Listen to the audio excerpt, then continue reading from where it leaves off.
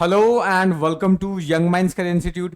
Hope all you guys are doing well. So आज के lecture में हम बात करने वाले हैं ऑरिलिया, जिसको हम जेलीफिश बोलते हैं, उसके एक्सटर्नल मॉर्फोलॉजी के बारे में। तो अगर आप चैनल पे नए हैं, अभी तक चैनल को सब्सक्राइब नहीं किया है, तो आई अर्ज की चैनल को सब्सक्राइब कर लीजिए, अपने दोस्तों का शेयर कर लीजिए। तो चलिए फिर डायरेक्टली मूव करते हैं आज के मेन टॉपिक के ऊपर और समझते हैं ऑरिलिया के एक्सटर्नल मॉर्फोलॉजी के बारे में। लेकिन उससे पहले अगर आप हमारे एप्लीकेशन पर जाएंगे तो अब आपको सारे लेक्चर टॉपिक वाइज बेसिस पे अवेलेबल हो जाएंगे। तो एक बार जाके आप इसको एप्लीकेशन पर चेकआउट कर सकते हैं। एप्लीकेशन का लिंक आपको डिस्क्रिप्शन में मिल जाएगा। कोर्स से रिलेटेड अगर आपको कुछ ज़्यादा जानकारी की जरूरत है तो आप डायरेक्टली मेरे व्हाट्सएप पर भी कनेक्ट कर सकते हैं, उसका लिंक भी आपको डिस्क्रिप्शन में मिल जाएगा। तो चलिए फिर बात करते हैं और समझते हैं आज के मेन टॉपिक के ऊपर और समझते हैं ऑरिलिया के एक्सटर्नल मॉर्फोलॉजी के बारे में। अगर हम ऑरिलिया की बात करें तो ऑरिलिया बेसिकली क्या है, आपने पढ़ा होगा कि जो ऑरिलिया है वो स्काइफोजोआ का मेंबर है। यानी अगर हम बात करें तो फाइलम सीलेंट्रेटा और उसके अंदर जो क्लास स्काइफोजोआ होता है उसका ये मेंबर है। ठीक है, अब ये जो क्लास स्काइफोजोआ होता है उसके अंदर बेसिकली ऐसे मेंबर्स आते हैं या ऐसे ऑर्गेनिज्म आते हैं जो कि जिसका मेड्यूसा फॉर्म ज्यादा डोमिनेट हो। ठीक है, यूजुअली क्या है, यहाँ पे जो ऑर्गेनिज्म है उसके अंदर दो फॉर्म्स देखने को मिल जाता है, एक होता है पॉलिप फॉर्म और एक होता है मेड्यूसा फॉर्म। ठीक है, ये जो मेड्यूसा फॉर्म होता है वो कैसा है, फ्री स्विमिंग होता है, लेकिन जो पॉलिप फॉर्म होता है वो यूजुअली स्टैग्नेंट टाइप का होता है। ठीक है, तो ये चीज आपको ध्यान रखना है। तो स्काइफोजोआ के जो मेंबर्स होते हैं उसके अंदर जो मेड्यूसा फॉर्म है वो ज्यादा डोमिनेट करता है। ठीक है, यानी उसके अंदर क्या है, आप देखेंगे कि यहां पर जो डोमिनेटिंग जो फॉर्म है वो कौन सा फॉर्म होता है, मेड्यूसा फॉर्म होता है। ठीक है, ये चीज आपको इसके बारे में याद रखना है। उसके बाद अगर हम यहां पर इस जेलीफिश की बात करें तो जेलीफिश बेसिकली क्या है, कार्निवोरस एनिमल होता है, यानी क्या है दूसरे एनिमल्स पे फीड करता है। ठीक है, ये चीज आपको याद रखना है। उसके अलावा क्या है, ये कॉस्मोपॉलिटन होता है, यानी यूजुअली आपको हर जगह जो भी वार्म सी है उसके अंदर आपको बेसिकली पानी के अंदर फ्लोट करता हुआ दिख जाएगा। ठीक है, उसके अलावा अगर हम बात करें तो लगभग इसकी 2000 स्पीसीज हमें देखने को मिलती है। तो ये सारी चीजें आपको याद रखना है। और नेक्स्ट इंपॉर्टेंट चीज जो सबसे इंपॉर्टेंट है कि जो जेलीफिश है, जेलीफिश एक ट्रू फिश नहीं होती। ठीक है, जनरली आपने ट्रू फिश पढ़ा था, तो ट्रू फिश के अंदर जो कॉर्डेट्स का मेंबर है तो ये ट्रू फिश नहीं है, ये चीज आपको ध्यान रखना है। यहां पर इसको जेली फिश इसलिए बोला जाता है क्योंकि ये कुछ ऐसे सब्सटेंस से मिलता है, बनता है, या बोल सकते हैं कि इनके बॉडी के अंदर जेली लाइक सब्सटेंस प्रेजेंट होता है।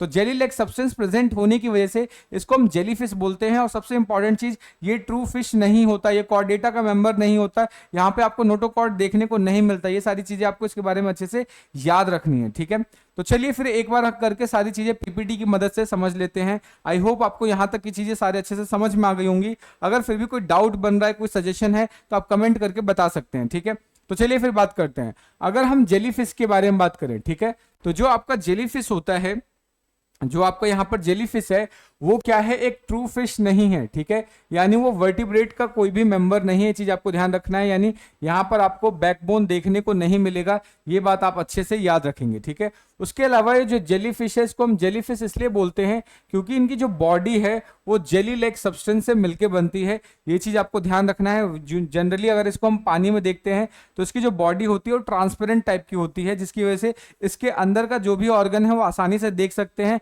ब्लूइश व्हाइट कलर का ये स्ट्रक्चर होता है, ये आसानी से विजिबल हो जाता है। ठीक है, तो ये बात हम इसके बारे में याद रखेंगे। तो सबसे पहले हम बात कर लेते हैं जेलीफिश के सिस्टमैटिक पोजीशन के बारे में, यानी इसको हम क्लासिफाई कैसे करते हैं। ठीक है, तो सबसे इंपॉर्टेंट चीज कि ये क्या है, फाइलम सीलेंट्रेटा का मेंबर है, जिसको हम निडेरिया भी बोलते हैं। तो आप इसको फाइलम निडेरिया या फिर सीलेंट्रेटा बोल सकते हो। तो ये फाइलम सीलेंट्रेटा या निडेरिया का मेंबर होता है। ठीक है, तो ये बात हमें इसके बारे में याद रखनी है। उसके बाद सबसे इंपॉर्टेंट चीज के इसका क्लास आपको याद रखना है कि ये जो कौन से क्लास को बिलोंग करता है, स्काइफोजोआ क्लास को बिलोंग करता है, जहां पे जो मेड्यूसा फॉर्म होता है, जो इसका मेड्यूसा फॉर्म होता है, मेड्यूसा फॉर्म जो होता है वो ज्यादा डोमिनेट करता है। यहां पर ये चीज आपको याद रखना है। उसके अलावा इसके ऑर्डर की बात करें तो क्या होगा, सिमेओस्टोमेई हो जाएगा, ये चीज आपको याद रखना है। फैमिली की बात करें तो अल्मेरिडी हो जाएगा, जीनस उसका ऑरिलिया आ जाएगा, और स्पीसीज की बात करें तो ये ऑरिटा आ जाएगा। ठीक है, तो ये चीज इसके बारे में याद रखना है। स्पेशली आपको इसके क्लास के बारे में बहुत अच्छे से याद रखना है कि ये स्काइफोजोआ का मेंबर है। तो यहां से जो चीज आपको याद रखना है वो इसके क्लास के बारे में याद रखना है, दैट इज स्काइफोजोआ। और यहां पर जो मेंबर होगा उसका जो मेड्यूसी फॉर्म होता है वो ज्यादा डोमिनेट होता है। इतनी बातें हमें अच्छे से याद रखनी है। ठीक है, सो आई होप आपको यहां तक इस चीजें अच्छे से समझ में आ गई होंगी। अगर डाउट बन रहा है, कोई ऐसा पॉइंट है जो समझ में नहीं आया, तो आप कमेंट करके बता सकते हैं, ठीक है। आपके लेक्चर्स की प्रिपरेशन कैसे चल रही है, किसी एक पर्टिकुलर टॉपिक के ऊपर मुझे वीडियो बनाना है तो आप वो मुझे वीडियो सजेस्ट कर सकते हैं, मैं उन टॉपिक्स के ऊपर वीडियो जल्दी से जल्दी बनाने की कोशिश करूंगा, ठीक है। तो आप डायरेक्टली क्या है मुझे वो वीडियो सजेस्ट कर सकते हैं। आपको हमारे वीडियोस कैसे लग रहे हैं वो भी आप मुझे कमेंट में बता सकते हैं, ठीक है। तो चलिए फिर आगे बात करते हैं हैबिट और हैबिटेट के बारे में। अगर हम इसके हैबिट और हैबिटेट की बात करें तो जो आपका ऑरिलिया है, जिसको ऑरिलिया ओरिटा बोलते हैं, उसको हम मून जेली भी बोलते हैं। इनको हम क्या बोलते हैं, मून जेली, यानी ये इसका कॉमन नेम होगा मून जेली, ठीक है। तो इस चीज को आपको इसके बारे में याद रखना है। नेक्स्ट अगर हम बात करें तो ये जो जेलीफिश है ये कॉस्मोपॉलिटन होता है। कॉस्मोपॉलिटन का मतलब हर जगह पाए जाने वाला, बस पानी मिलना चाहिए, सी वाटर मिलना चाहिए, आपको मिल जाएगा, ठीक है। तो ये ऑलमोस्ट हर जगह पाया जाता है, कॉस्मोपॉलिटन नेचर का होता है, ये चीज आपको याद रखना है। यूजुअली आपको ये वार्म और टेम्परेट सी वाटर्स के अंदर देखने को मिल जाता है, ये आपको याद रखना है। उसके अलावा ये कोस्टल वाटर्स के अंदर अकेला, या फिर बोल सकते हैं कि जहां पर पानी थोड़ा सा छिछला होता है, या फिर बोल सकते हैं कि रेतीला जैसा पानी होता है, वहां पर ये इजिली विजिबल आपको दिखने लग जाता है, या वहां पर ये आप इसको देख सकते हो, ठीक है। नेक्स्ट अगर हम बात करें तो ये क्या है, आपको पानी के अंदर फ्लोट करता हुआ आसानी से दिख जाएगा, यानी पानी के अंदर सिंपली क्या है, तैरता हुआ, फ्लोट करता हुआ दिख जाएगा, ठीक है। इसको सबसे अच्छा पहचानने का तरीका क्या है कि इसकी बॉडी के अंदर बेल शेप होता है या अम्ब्रेला शेप इसकी बॉडी होता है, प्लस इसके अंदर जो मूवमेंट होता है वो नीचे से ऊपर की तरफ होता है, बिल्कुल कॉन्ट्रैक्शंस की वजह से होता है। जैसे इस तरीके से कॉन्ट्रैक्ट करेगा, फिर सिकुड़ेगा, फिर फूलेगा, सिकुड़ेगा, तो इस तरीके से बॉडी के ऊपर की तरफ ये मोशन करना स्टार्ट करता है, ऊपर की तरफ आपको ये आसानी से दिख जाएगा, ठीक है। इसके अंदर बहुत सारे स्टिमुलस के अगेंस्ट ये रिस्पॉन्ड कर सकता है, यानी अगर इसको अलग अलग स्टिमुलस मिल रहा है तो उस स्टिमुलस के अगेंस्ट ये रिस्पॉन्स क्रिएट कर सकता है या रिस्पॉन्स शो करता है, ठीक है।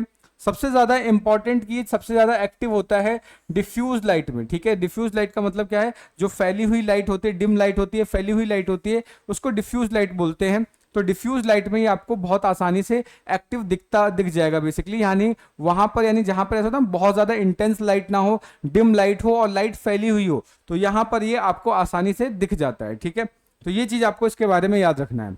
तो आई होप आपको यहां तक की जो चीजें हैं अच्छे से समझ में आ गई होंगी। अगर फिर भी कोई डाउट बन रहा है, कोई सजेशन है, तो आप कमेंट करके बता सकते हैं। नेक्स्ट अब हम बात कर लेते हैं इसके एक्सटर्नल मॉर्फोलॉजी के बारे में, यानी अगर हम इसकी बॉडी को बाहर से देखें तो हमें कौन कौन से स्ट्रक्चर्स देखने को मिलते हैं, ठीक है। सबसे पहले मैं एक स्ट्रक्चर को यहां पर डिस्क्राइब कर देता हूं, देन क्या है पीपीटी की मदद से इसको अच्छे से समझ लेंगे, ठीक है।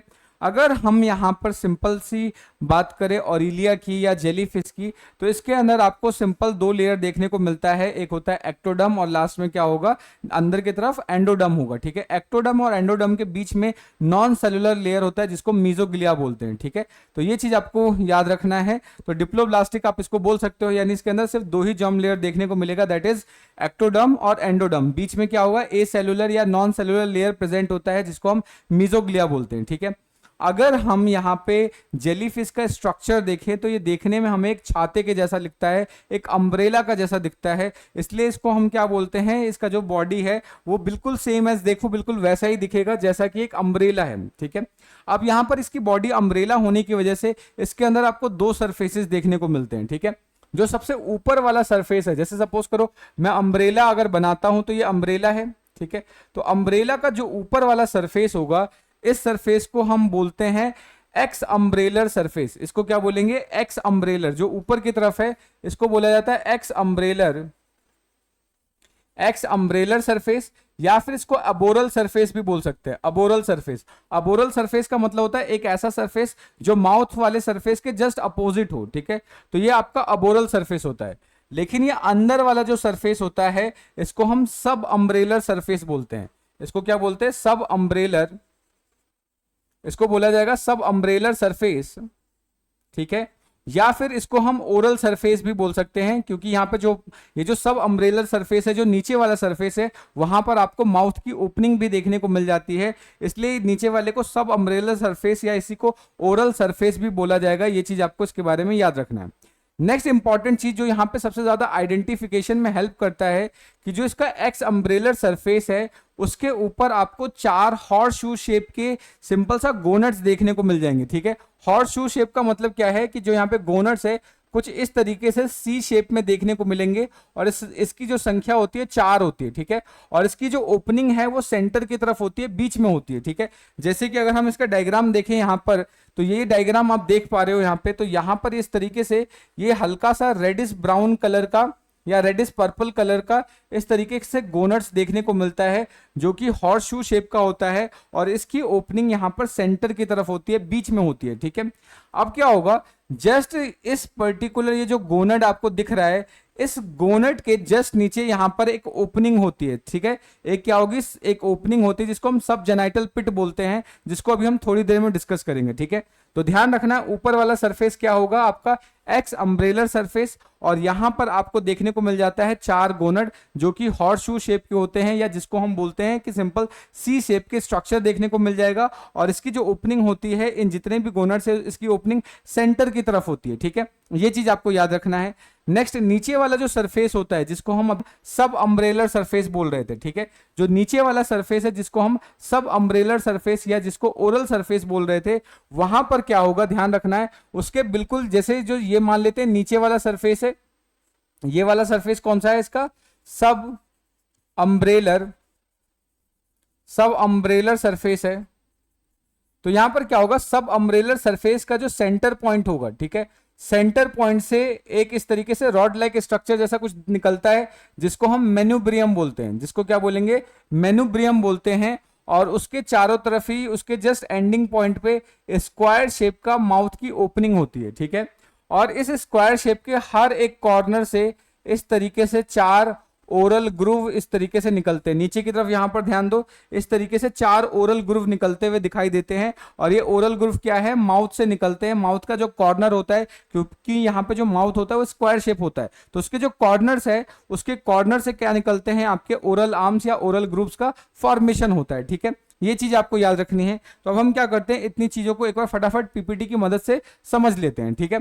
तो सबसे पहली चीज की अगर हम जनरल स्ट्रक्चर ओरिलिया की बात करें, तो ये आपको क्या है, ओबिलिया के मेड्यूसा का लार्ज वर्जन दिखेगा। यानी ओबिलिया के अंदर जो हमने मेड्यूसा पढ़ा था उसका जो लार्ज वर्जन होगा, उसी के जैसा आपको यहाँ पे ओरिलिया देखने को मिलता है। ये चीज आपको याद रखना है। इसको हम आसानी से रिकॉग्नाइज कर सकते हैं क्योंकि इसकी जो बॉडी है वो एक अम्ब्रेला शेप होती है या बेल शेप बोल सकते हैं। और इसके जस्ट बॉडी के ऊपर आपको 4 रेड पर्पल कलर के हॉर्स शू शेप गोनट्स देखने को मिलते हैं। ये चीज आपको याद रखना, और ये आपको अपर सरफेस में देखने को मिलेंगे, ठीक है। नीचे की तरफ आपको 4 ओरल लूप्स या फिर ओरल ग्रुप्स या ओरल आर्म्स देखने को मिलते हैं, जो कि नीचे की तरफ लटके हुए होते हैं। इस तरीके से नीचे की तरफ 4 ये ओरल ग्रुप्स आपको देखने को मिलते हैं या ओरल आर्म्स देखने को मिलते हैं। इन ओरल आर्म्स के ऊपर स्टिंगिंग सेल या निमेटोसिस्ट प्रेजेंट होते हैं, जो कि जो प्रे होता है इसको कैप्चर करने में हेल्प करते हैं। ये बात आपको याद रखना है, ठीक है। अब इनकी जो बॉडी का जो अपर सरफेस है वो कहीं ना कहीं बेसिकली आप बोल सकते हैं सर्कुलर होता है, ठीक है। तो अगर हम इसका रेडियस या इसका डायमीटर मेजर करें तो आप देखेंगे कि इसका जो डायमीटर होता है वो 90 सेंटीमीटर का होगा। ये बात आपको याद रखना है, ठीक है। और ऊपर वाला सरफेस ध्यान से देखो, ऊपर वाला सरफेस कैसा होता है आपका, कॉन्वेक्स, और नीचे वाला सरफेस कैसा होगा, कॉनकेव सरफेस होगा, ठीक है। तो ये भी चीज आपको इसके बारे में याद रखना है। जो एक्स अम्ब्रेलर सरफेस होगा वो कॉन्वेक्स होगा, और नीचे की तरफ जो सब अम्ब्रेलर सरफेस होता है वो कैसा होगा, आपका कॉनकेव सरफेस होगा, ठीक है। तो ये चीजें इसके बारे में हमें अच्छे से याद रखनी है, ठीक है। सो आई होप आपको यहां तक की जो चीजें अच्छे से समझ में आ गई होगी, ठीक है। सो कॉनकेव और कॉन्वेक्स आई होप आप लोग जानते होंगे। तो जो ऊपर वाला सरफेस है, जो बल्जिंग पार्ट है, ये वाला सरफेस हो जाएगा कॉन्वेक्स, ठीक है। और इसी सरफेस को हमने नाम दिया था कि ये एक्स अम्ब्रेलर सरफेस है, ठीक है। नीचे वाला सरफेस आपका कैसा होगा, कॉनकेव हो जाएगा, और इसी को हम क्या बोलते हैं, सब अम्ब्रेलर सरफेस बोलते हैं, ठीक है। तो सब अम्ब्रेलर सरफेस आपका कॉनकेव होगा, और एक्स अम्ब्रेलर सरफेस कैसा होता है, कॉन्वेक्स होता है। इस बात को हमें अच्छे से याद रखना है, ठीक है। नेक्स्ट आप कलरेशन की बात करें तो जनरली इसकी जो बॉडी होती है परफेक्टली ट्रांसपेरेंट होती है, और उसके अंदर ब्लूइश व्हाइट कलर की होगी, यानी ब्लूइश व्हाइट कलर की ये ट्रांसपेरेंट बॉडी होती है। इसको आपको अच्छे से याद रखना है। लेकिन बॉडी के जो अपर सरफेस है, जो एक्स अम्ब्रेलर सरफेस है, उसके ऊपर आपको पिंकिश या फिर आप बोल सकते हैं थोड़े से इस तरीके से पर्पल कलर के गोनट्स देखने को मिल जाते हैं। ये चीज हमें अच्छे से याद रखना है इसके बारे में, ठीक है। नेक्स्ट अब बात करते हैं मेनुब्रियम, माउस और ओरल आर्म, ठीक है। मेनुब्रियम, माउस और ओरल आर्म क्या होता है, ठीक है। तो सबसे पहले हम क्या करेंगे, पूरी सारी चीजों को, पूरी एक्सटर्नल मॉर्फोलॉजी को मैं यहां पे समझा देता हूं, देन उसके बाद पीपीटी की मदद से सारी चीजों को समझ लेंगे, ठीक है। अब ये सारी चीजें स्ट्रक्चर क्या होता है उसको समझते हैं, ठीक है। मान लेते हैं जैसे आपने एक छाता देखा होगा, ठीक है, तो छाते का जैसा डायग्राम होता है वैसा ही डायग्राम जेलीफिश का भी होता है।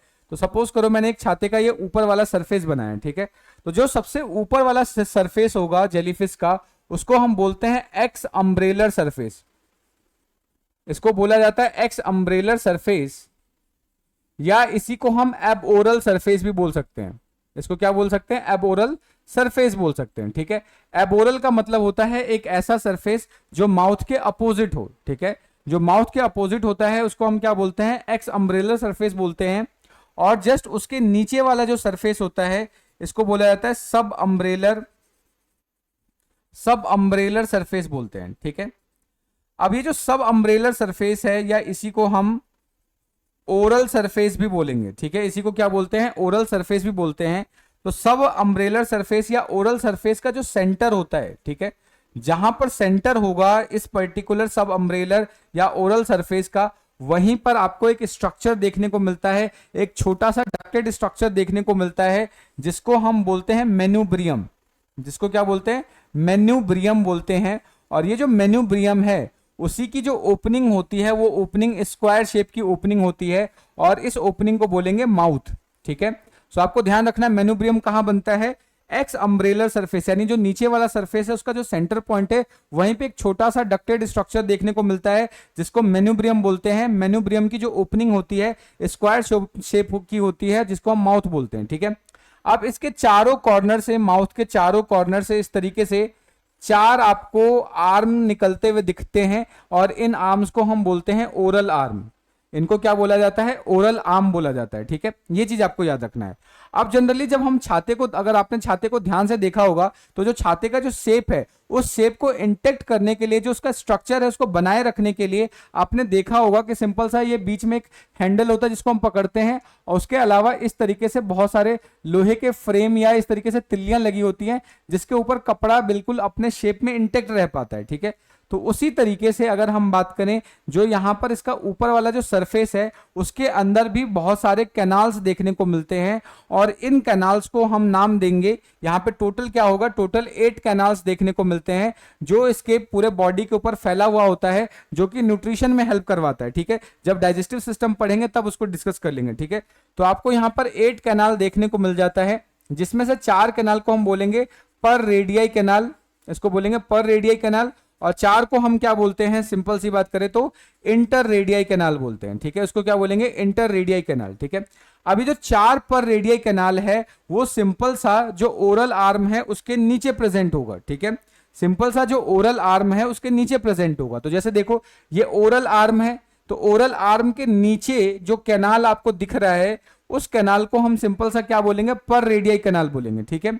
उसके जस्ट बाद जो कैनाल होता है, जो सिंपल सा लेटरल साइड में जो कैनाल प्रेजेंट है उसको हम बोलेंगे इंटर रेडियल कैनाल या इंटर रेडिया कैनाल बोल सकते हो या इंटर रेडियल कैनाल बोलेंगे, ठीक है। और उसके बीच में, यानी सिंपल सी बात करें, पर रेडियाई कैनाल और इंटर रेडियाई कैनाल के बीच में एक और कैनाल देखने को मिलता है जिसको हम एड रेडियाई कैनाल बोलते हैं। तो यहाँ पे कैनाल के नाम आपको याद रखना है। जो ओरल आर्म के नीचे प्रेजेंट होगा उसको बोलेंगे पर रेडियाई कैनाल। उसके बाद क्या होगा कि यहां पे बीच बीच में जो होगा वो बोलेंगे इंटर रेडियाई कैनाल, और क्या होगा? पर रेडियाई और इंटर रेडियाई के बीच में जो कैनाल होगा उसको बोलेंगे एड रेडियाई कैनाल, ठीक है। ये चीज आपको याद रखना है। अब जो इंटर रेडियाई कैनाल है उसके बेस में आपको इस तरीके से एक पाउच लाइक स्ट्रक्चर दिख रहा है, इस तरीके से पाउच लाइक स्ट्रक्चर दिख रहा है जिसको हम क्या बोलते हैं? गैस्ट्रिक पाउच बोलते हैं, ठीक है।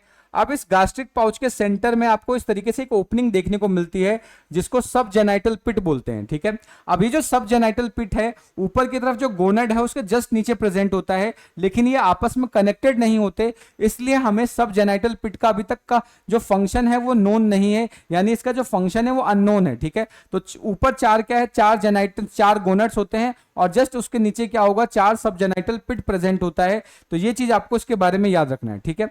अब एक चीज और आपको जो याद रखनी है, जैसा हमने पढ़ा था कि जैसे छाता है उसके स्ट्रक्चर को इंटेक्ट रहने के लिए उसके अंदर मेटल की तिल्लियां प्रेजेंट होती हैं और ये मेटल की तिल्ली आगे की तरफ जाके कपड़े को बांध के इस तरीके से कुछ सॉलिड जैसा स्ट्रक्चर बनाती है, ठीक है। इस तरीके से सॉलिड जैसा स्ट्रक्चर बनाती है। इस स्ट्रक्चर को हम बोलते हैं लपेट्स, ठीक है। यहां पर इस तरीके से, यहां पर ध्यान दो, इस तरीके से यहां पे स्ट्रक्चर्स बनते हैं। इन स्ट्रक्चर्स को क्या बोला जाता है? लपेट्स बोला जाता है, ठीक है। और इन लपेट्स के अंदर ही यहाँ पर सेंसरी स्ट्रक्चर्स प्रेजेंट होते हैं जिनको हम टेंटिकुलोसाइट्स या रोफेलियम भी बोलते हैं। ये बात आपको इसके बारे में याद रखना है, ठीक है। अब क्या होगा कि ये जो आपका लपेट्स है इसके बीच में इस तरीके से छोटे छोटे स्ट्रक्चर्स बाहर की तरफ निकलते हैं, ठीक है। इस तरीके से बाहर की तरफ स्ट्रक्चर निकलते हैं जिसको हम मार्जिनल, सिंपल सा क्या होगा, ये इस तरीके से ये नॉर्मल स्ट्रक्चर्स आपको इस तरीके से निकलते हुए दिख रहे हैं, ठीक है। ये चीज आपको याद रखना है। और ये जो स्ट्रक्चर बाहर की तरफ निकल रहे हैं इन स्ट्रक्चर्स को क्या नाम दिया जाता है, मार्जिनल टेंटिकल्स नाम दिया जाता है, ठीक है। तो ये चीज आपको इसके बारे में याद रखना है। तो इन्हीं चीजों को मैंने यहाँ पर मेंशन कर रखा है, तो एक बार फटाफट पीपीटी की मदद से सारी चीजों को समझ लेते हैं, ठीक है। तो सबसे पहली चीज कि क्या होगा, from the centre of manubrial surface. तो ये जो आपका सब अम्ब्रेलर सरफेस है उसके सेंटर से हमें क्या है, छोटा सा hangs down a very short inconspicuous manubrium, यानी इसके सेंटर से हमें एक छोटा सा मैन्यूब्रियम मिलता है जिसका जो फ्री डिस्टल एंड है वो एक स्क्वायर शेप का माउथ की तरह ओपन होता है और उसके हर कॉर्नर से बेसिकली एक लॉन्ग डेलिकेटेड ओरल आर्म निकलता है। और टोटल कितने होंगे, 4 ओरल आर्म देखने को मिलते हैं, ठीक है। अब इस ओरल आर्म का जो आपका वेंट्रल साइड है वहां पे इस तरीके से सीलिया प्रेजेंट होता है, सीलिएटेड होता है, और उसके एजेस पे यहाँ पे निमेटोसिस्ट सेल्स प्रेजेंट होते हैं जो कि प्रे को कैप्चर करने में मदद करते हैं। ये बात आपको इसके बारे में अच्छे से याद रखना है, ठीक है। तो यहां पर क्या होगा, टोटल आपको 4 ओरल आर्म्स देखने को मिलेगा और इसका जो वेंट्रल सरफेस होता है सीलिएटेड होता है, ये चीज आपको याद रखना है। उसके अलावा यहां पर इसके एंड्स में या एजेस में निमेटोसिस्ट सेल्स भी देखने को मिलते हैं, ठीक है।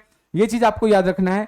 अब सिंपल सा क्या है कि अभी मैंने आपको बताया कि ओरल आर्म्स के जस्ट नीचे आपको पैरल रेडियाई कैनाल देखने को मिल जाता है।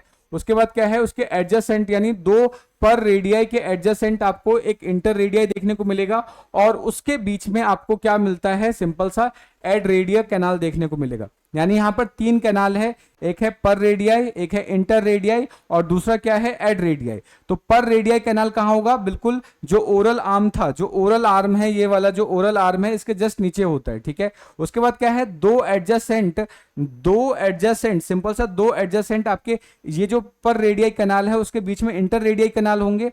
और उसके बाद क्या होगा कि पर रेडियाई और इंटर रेडियाई के बीच में क्या होता है, एड रेडियाई कैनाल प्रेजेंट होता है। ये चीज आप इसके बारे में अच्छे से याद रखने वाले हैं, ठीक है। नेक्स्ट अगर हम बात करें कि अब ये जो सब जेनाइटल पिट है, अभी इसके बारे में मैंने आपको बताया था कि सब जेनाइटल पिट कहां प्रेजेंट होता है, इस तरीके से बीच में सेंटर में प्रेजेंट होता है। ये जो गास्ट्रिक पाउच होता है उसके सेंटर में प्रेजेंट होगा, ठीक है। तो यहां पे क्या होगा कि जो इंटर रेडिया है उसके लिटिल डिस्टेंस पे आपको फ्रॉम द माउथ एक सिंपल सा क्या है कि एक सर्कल इस अपर्चर देखने को मिलता है जिसको हम सब जेनाइटल पिट्स बोलते हैं, ठीक है। उसके अलावा क्या है कि इसका जो फंक्शन है अभी तक हमें पता नहीं है, इसका फंक्शन कैसा है, अननोन है, ठीक है। ये चीज आपको याद रखना है।